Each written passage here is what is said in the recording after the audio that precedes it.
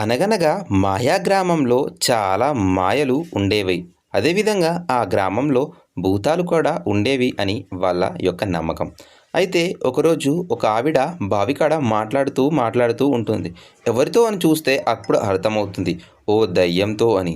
అంతట్లోనే రమేష్ అనే ఓ వ్యక్తి నగరానికి వ్యాపారం నిమిత్తం వెళ్తున్నాడు.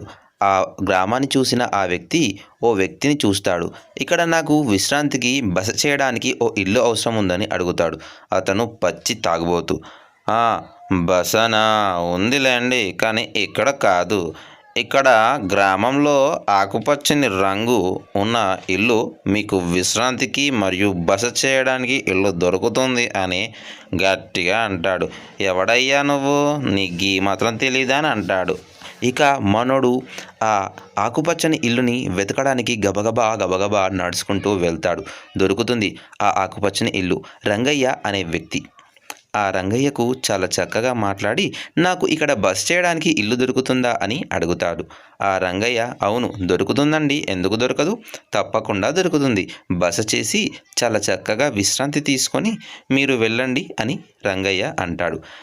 ఇక "పదండి ఇంట్లోకి వెళ్దామా" అని రంగయ్య చాలా చక్కగా తీసుకొని వెళ్తాడు మన రమేష్ గారికి. అయితే రంగయ్య మళ్ళీ ఇలా అంటాడు, "దానికి ఓ షరతుంది. నాకు 5 కాసుల నాణేలు ఇవ్వవలెను నా ఇంట్లో బస చేయడానికి నిమిత్తం" అని అంటాడు. "ఆ, సరేనా" అని రంగయ్య గట్టిగా జవాబిస్తాడు. "అంతేకాదండోయ్, ఈ ఒక్కరోజు మాత్రమే, 24 గంటల తర్వాత మళ్ళీ ఉంటానంటే ఇంకో 5 కాసుల నాణేలు ఇవ్వవలసి ఉందని" రంగయ్య చెప్పి ఇంట్లోకి పదండి అని చెబుతాడు. వీటన్నిటినీ రమేష్ ఒప్పుకొని ఇంట్లోకి చేరుతాడు. ఇంట్లో చేరగానే ఆలోచిస్తూనే ఉంటాడు. రేపు ప్రయాణం ఎప్పుడు ప్రయాణిద్దాం అని. ఎందుకంటే అతని దగ్గర చాలా బంగారు నాణాలు ఉన్నాయి. ఎందుకంటే వ్యాపారం నిమిత్తమై వెళ్తున్నాడు కాబట్టి. సమయం 12 అవుతుంది. దాంతో మన రమేష్ పడుకోవడానికి సిద్ధమై పడుకుంటాడు చాలా చక్కగా. ఇక మన రంగయ్య తెలివితేటలు చూడండి. ఏం చేద్దాం ఇతని దగ్గర డబ్బులు ఎలా కొట్టేద్దాం అని ఆలోచిస్తూ ఒక ప్లాన్ ఉపయోగించి ఆ ప్లాన్ అమలు చేద్దామని చెప్పేసి ఇక వెళ్ళి మనం కూడా పడుకుందామని చెప్పేసి పడుకొని ఉంటాడు రంగయ్య.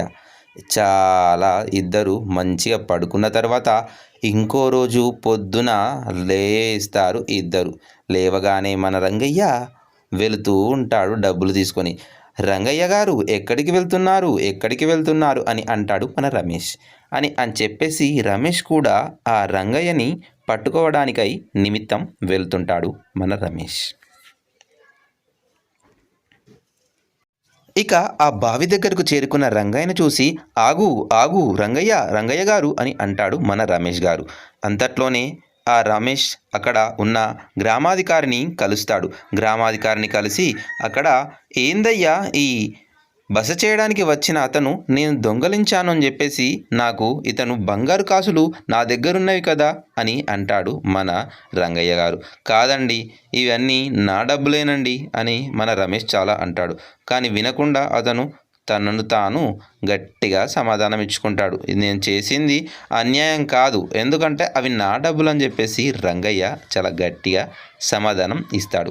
కానీ దాన్ని అందరూ ప్రజలు నమ్ముతారు. ఎందుకంటే ఆ గ్రామం ఒప్పందం ఏమిటంటే, ఎవరైనా సరే కొత్త వాళ్ళు వచ్చినప్పుడు ఆ డబ్బులన్నిటినీ మనం అతని దగ్గర ఎలాగైనా సరే లాక్కొని పంచుకోవాలని.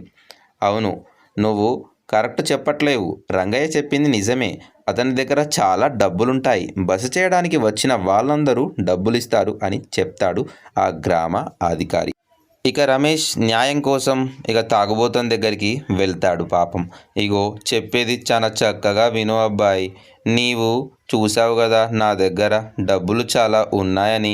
నీవైనా అక్కడ గ్రామాధికారి దగ్గరికి వచ్చి డబ్బులు నా దగ్గర ఉన్నాయని, నేను వ్యాపారం నిమిత్తం వెళ్తున్నానని, బస చేయడానికి వచ్చానని చెప్పు. లేదంటే నా డబ్బులన్నీ ఆ రంగయ్య దగ్గర ఉన్నాయండి. నేను పట్టణానికి వెళ్ళడం కూడా కుదరదు. నేను ఈ గ్రామంలోనే చావాల్సి వస్తుంది" అని చెప్తాడు. "నువ్వు ఏం చింతించకబ్బాయి" అని చెప్పేసి మనోడు వస్తూ ఉంటాడు ఓ లైన్గా. అది గ్రామం మాయా గ్రామం కదా, అందుకని సమ్ టైమ్స్ మాయా కూడా జరుగుతుంది అన్నమాట. ఇక ఇద్దరు ఆ గ్రామ అధికారి దగ్గరికి వెళ్తూ ఉంటారు. వెళ్ళడంతో పాటు ఆ గ్రామ అధికారితో చాలా చక్కగా మాట్లాడుతూడు మన సురేష్ తాగుబోతు. ఇలా గ్రామాధికారి పదవిలో ఉండి అందరినీ మోసం చేయరాదని చెప్తాడు. మీరు అందరూ కలిసి కొత్త వారిని మోసం చేస్తే మీకు ఏమొస్తుంది అని అంటాడు. నీకేం తెలియదురా అని గ్రామాధికారి అంటాడు. అలా చేస్తే మీ గ్రామాధికారి ఒక పదవికి ఏమవుతుందో ఒకసారి ఆలోచించండి. ఈ పదవిలో ఉండి కూడా ఇలా చేస్తే కరెక్ట్ కాదని నేను చూశానని ఆ బంగారు నాణేలని చెప్తాడు ఆ తాగుబోతుడు. ఈ వ్యాపారి అతను నిన్న నాకు డబ్బులిచ్చాడు. ఎందుకంటే నేను బస చేయడానికి ఓ ఇల్లు చూపించాను, అందుకని నాకు డబ్బులు ఇచ్చాడు. అప్పుడు చాలా కాసుల బంగారాన్ని చూశాను. సో దాన్ని మీరు నమ్మాల్సిందే, లేదంటే అది కరెక్ట్ కాదని అందరికీ చక్కగా చెప్తాడు ఆ తాగుబోతుడు. ఆ తాగుబోతు వ్యక్తి చెప్పిన మాటల్ని విన్న గ్రామాధికారి చాలా చక్కగా తీర్పిస్తాడు. ఇక మనమందరం సహనంగా ఉండి అందరం పని చేసుకోవాలని చెప్పి అతనికి డబ్బులు ఇచ్చేయమని చెప్పేసి పంపిస్తాడు అతన్ని.